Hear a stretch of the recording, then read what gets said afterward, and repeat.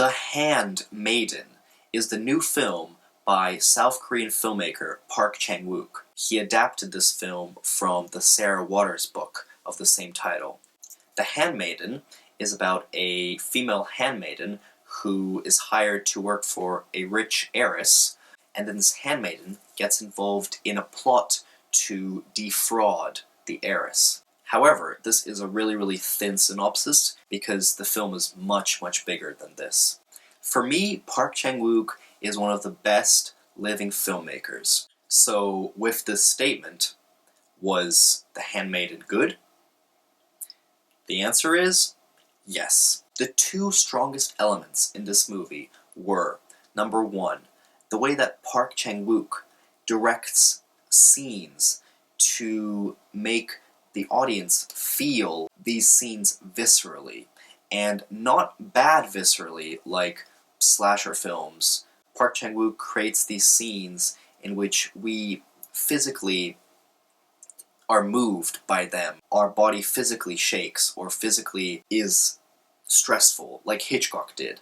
The second best thing about this film is the screenplay. The script is very complex with incredible character interactions, incredible relationships. It really made me be super interested in what was going to happen to these characters. The screenplay is divided into 3 chapters, so it's basically this section of the story, and then it's chapter 2, it's, oh wait, so why did this happen? So let's go back to explain it to the audience why this happened.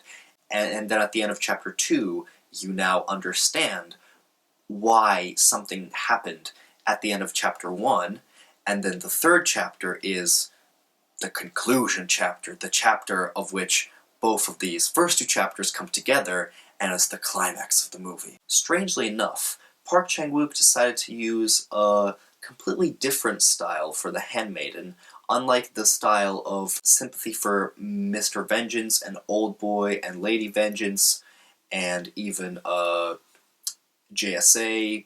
In those films, almost every single shot, especially Sympathy for Mr. Vengeance, in which you can pause the movie at any shot and analyze that shot and study it and ask yourself what this shot means and what this shot represents, and how this shot furthers the narrative. But for The Handmaiden, Park Chan-wook decided to use a very simple cinematographic structure in which it's just widescreen and it's not very radical shots, such as in the Vengeance trilogy.